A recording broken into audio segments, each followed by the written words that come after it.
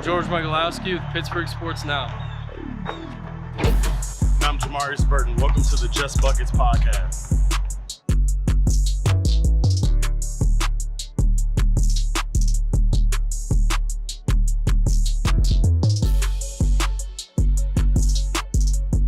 Hey guys, Jamarius here. I want to thank the Scoring Factory for sponsoring the Just Buckets podcast.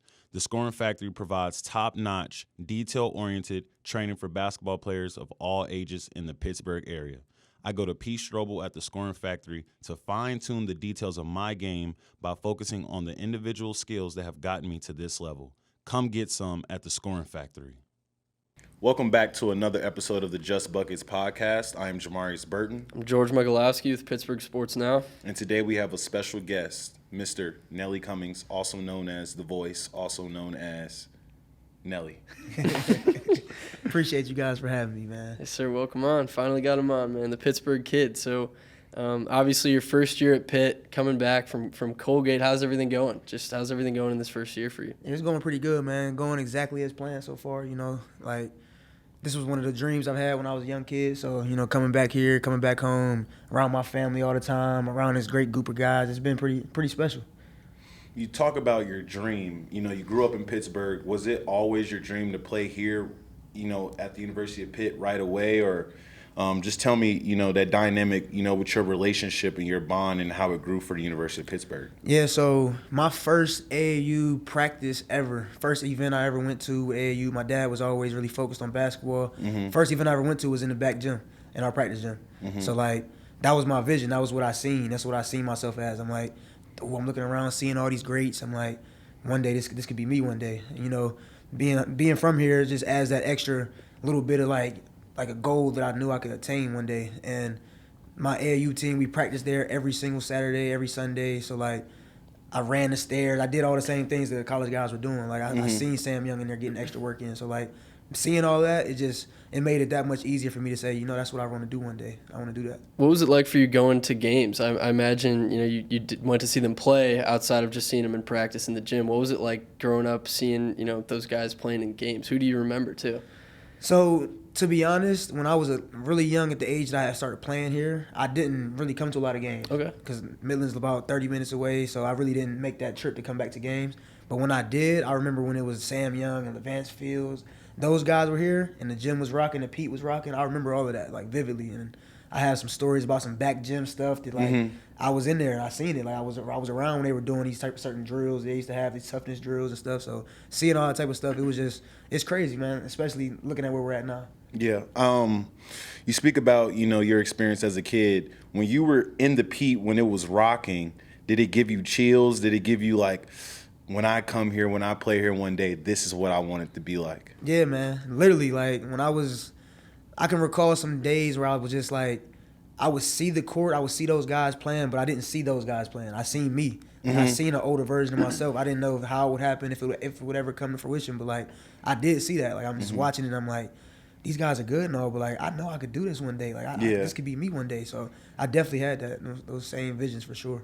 So out of high school, what was your relationship like with Pitt? Because you were a D1 prospect. Obviously, you ended up going to Bowling Green right out of high school. But what was your relationship with Pitt? Were you waiting for an offer? Were you talking to them? What was that dynamic like? So I had a really unique relationship with Brandon Knight at the time. He was an assistant coach here. Me and him, we did a lot of talking, a lot of conversation. He gave me some of the best advice I ever had, and really it sticks to me to this day right now. He told me, I was in Atlanta. I was at an AAU tournament out there, and me and my dad were sitting there, and at this time, nobody in my family had ever done what I'd done, so, nobody knew how to navigate these waters, so we were all just, it's all fresh to us, so we were asking the college coaches, yo, what is it that we need to do? We don't understand. He told me one thing, he was just win. Mm-hmm. He was a point guard, your size, you have to win. All the other stuff will take care of itself, so, I had that relationship with him at the time. Me and Jamie Dixon really didn't talk much. He came to a few practices of mine, but at the time, Pitt really was an option. I had Brandon Knight, that had that connection, but I didn't have an offer from here, and I'm a guy I do a lot of my stuff on loyalty. So if you're not in with me, then how can I ever try to be in with you? Yeah, and I'm the same way. That definitely played a role in my recruitment and my decision making. You speak about not having an offer from Pitt. Can you speak a little bit about your recruitment process, what AAU program that you played for that kind of helped you, get seen, get your name out there, and the type of looks that you had coming out of high school? Yeah, so my last 2 years of AAU, I played for All Ohio Red out of Ohio. So I played with them in the EYBL, made some noise, had a unique experience though. It taught me a lot of lessons that I take with me to this day. So like, we didn't win. Like I played really well, and I thought I played with as well as any guard really in my class. Like I had matchups with those top guys. I played well. At the time, I thought that's all that mattered. Yeah. Like I'm killing these guys. What is it? So like, I learned now that it's really about winning. Like you got to showcase that you can win. Like I think those lessons I learned really are going to help me be able to help my little brother, which is really a big part of the reasons why I'm taking all these lessons that I'm taking. But coming out of high school, I think I had probably about 15 offers, maybe my highest being Temple, a lot of mid-majors, some Ivy League schools. I had a lot of nice opportunities for sure, but Bowling Green for me was the school that was there from the beginning. Yeah. Like my sophomore year, they started recruiting me.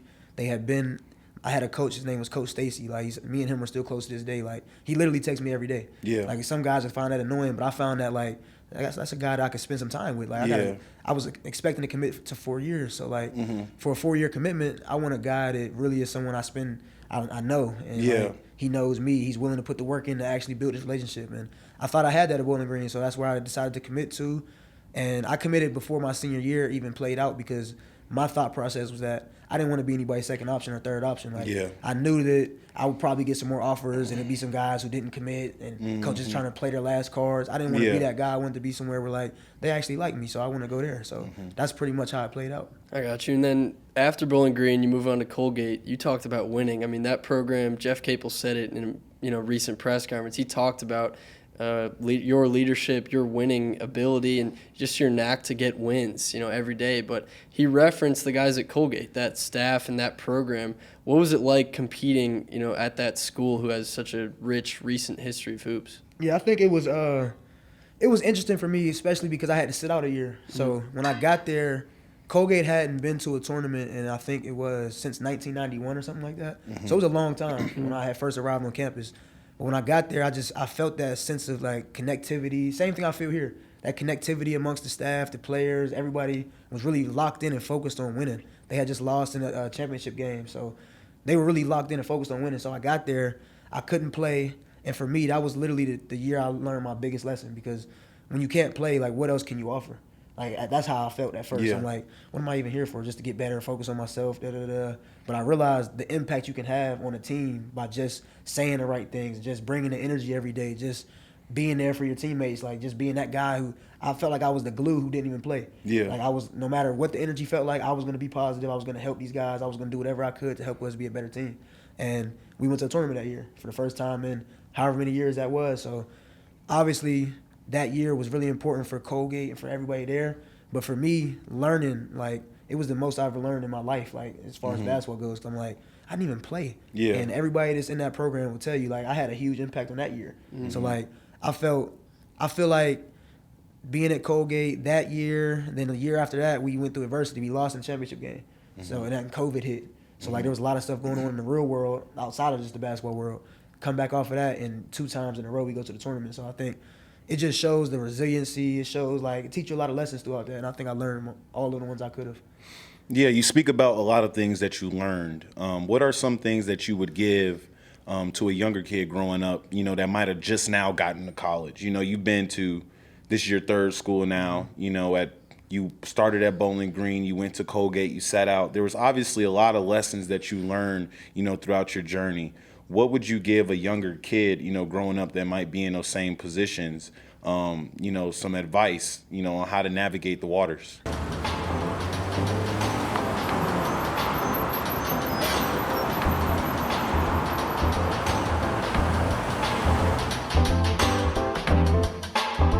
Hey, what do you recommend on the menu? That's the Top Gunner. I'll take the Top Gunner.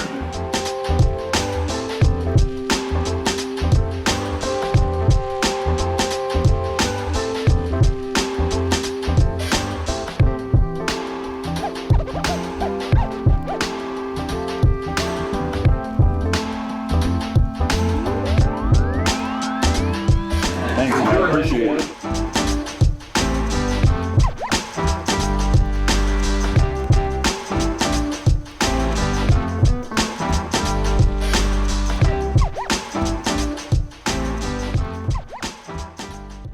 Yeah, man. I think for me it's really unique and perfect because my little brother is literally going through it right now. So like, I don't have to think of it as like giving it to a younger kid. I'm giving it to my brother. This is what I tell him. I'll tell you exactly what I tell him. So it's like, for me, the most important thing you got to realize is that you got to have a relationship with your head coach. Yeah. Like, period. Like, a lot of guys don't think of it like that, but like, college comes down to like your success.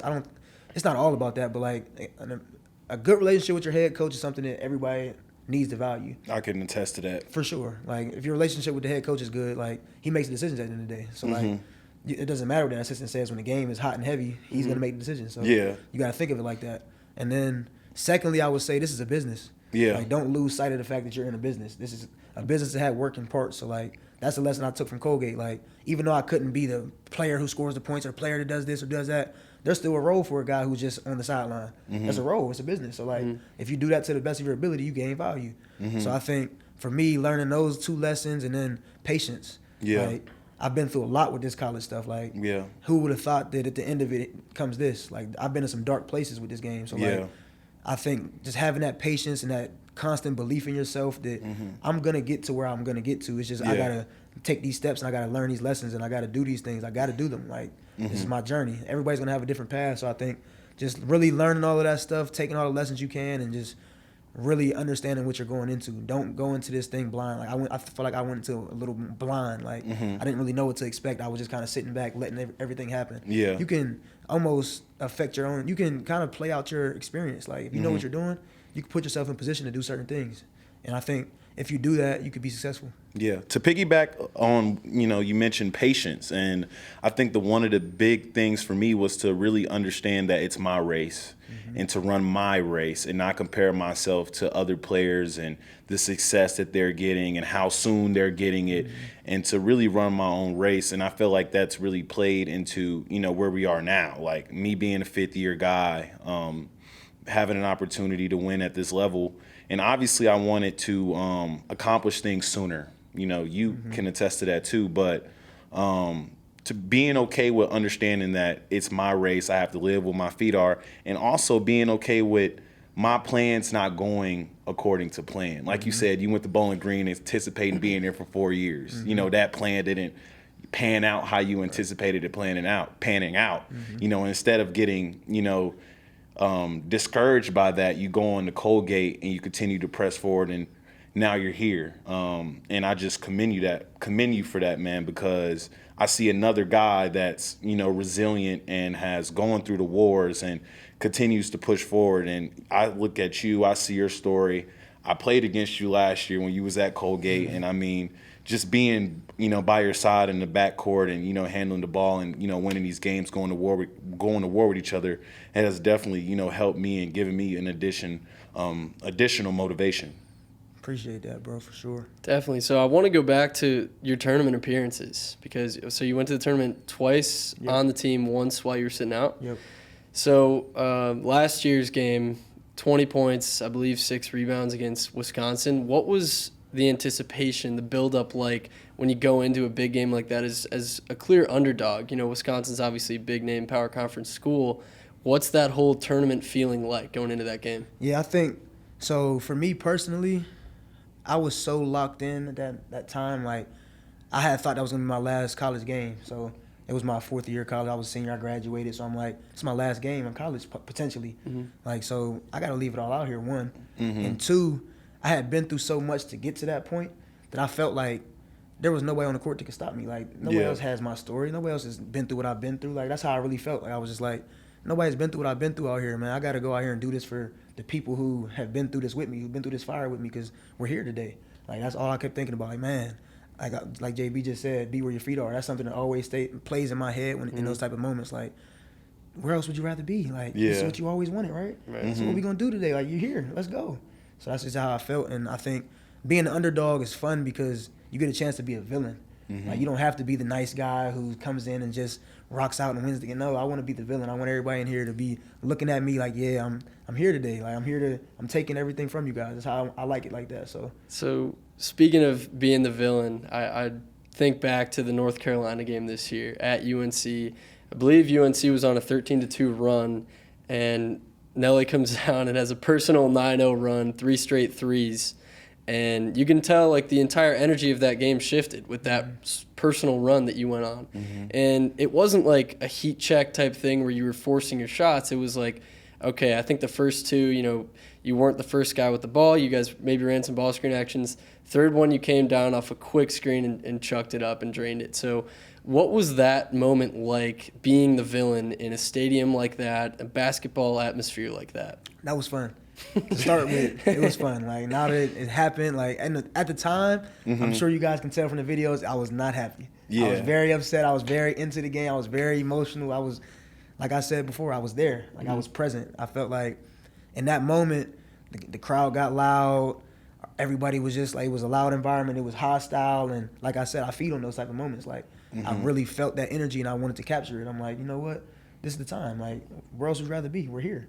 And luckily, the way they were playing the ball screens, the shot was available. So I was going to take the shot and live with the results. I knew my brothers trusted me to do that. So, like, the moment was there. And I think if anybody that knows me knows, like, I really feed on those types of moments. Like, all my life, I've always been that way. Like, since I was a kid, like, I've hit some game winners in hostile environments when I was, like, 4th grade, 5th grade. So, like, I've always been doing that, and it just really felt good to do it on that stage, obviously, for sure. So both of you guys, I know, I saw you posted at JB after the game, posted the picture of Nelly shushing the crowd, as well as the video of you walking into that last play, nodding your head to jump around the song. Like the most badass moment of the season for you guys. Like, going into that trailing, like, what was that moment like?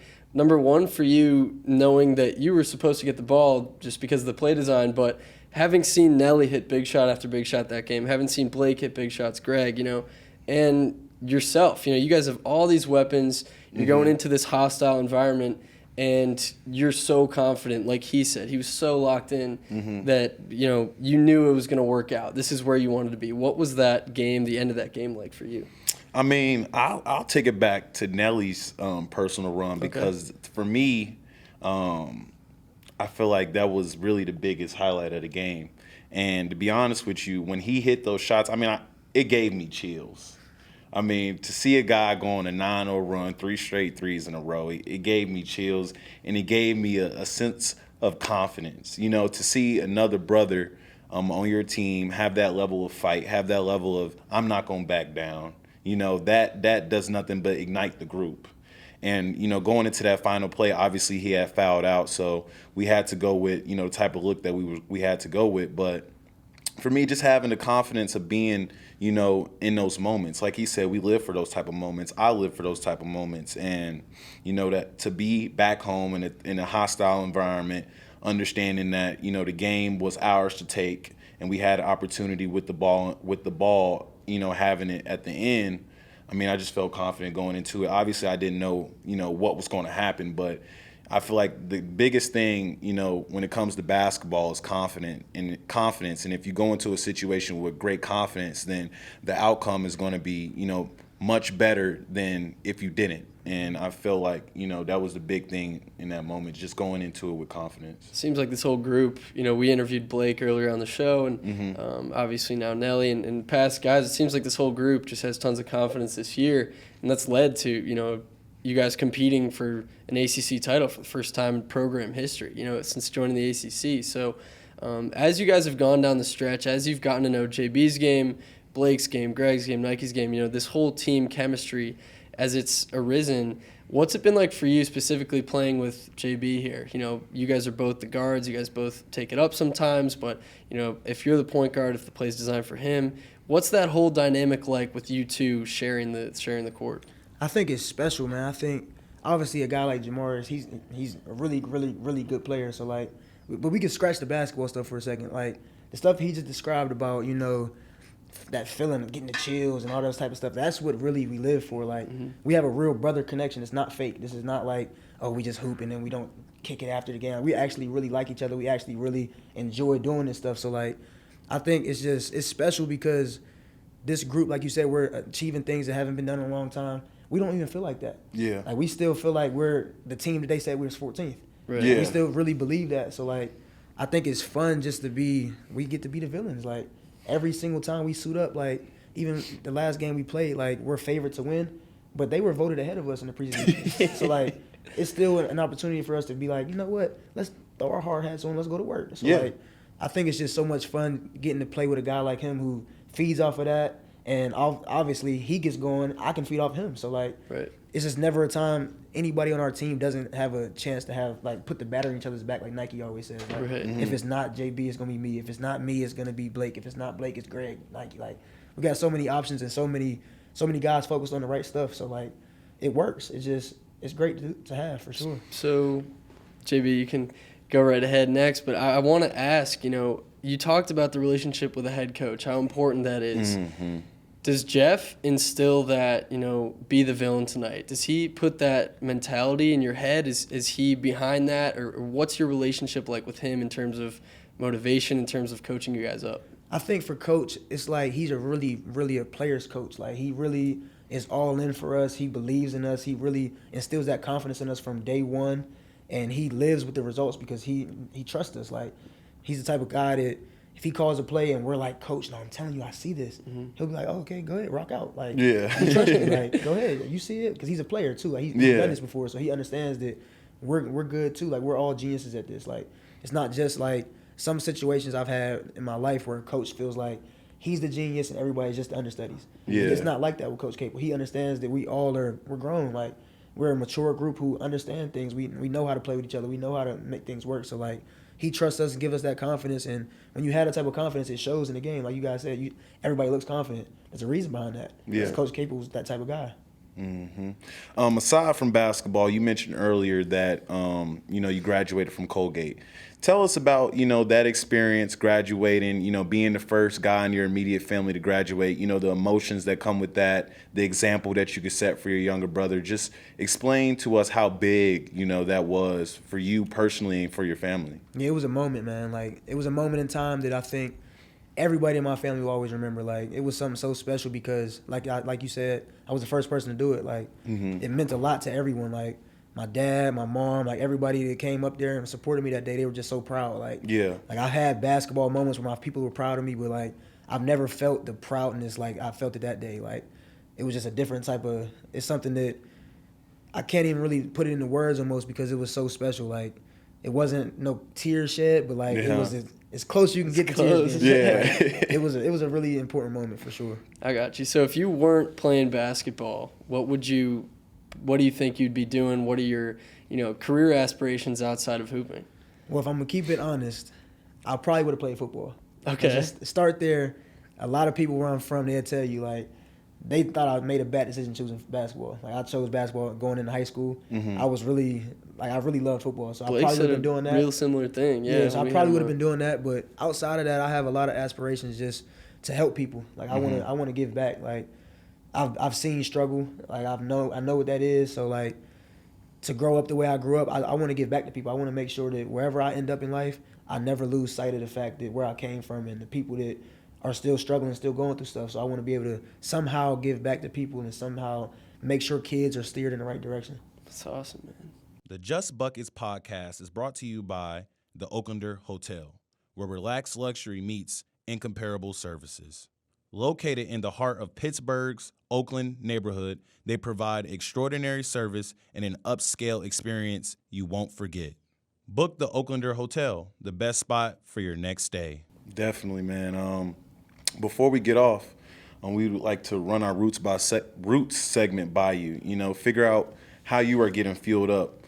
How are you getting fueled up before the games, road trips? What are some things that you do personally that get you locked in?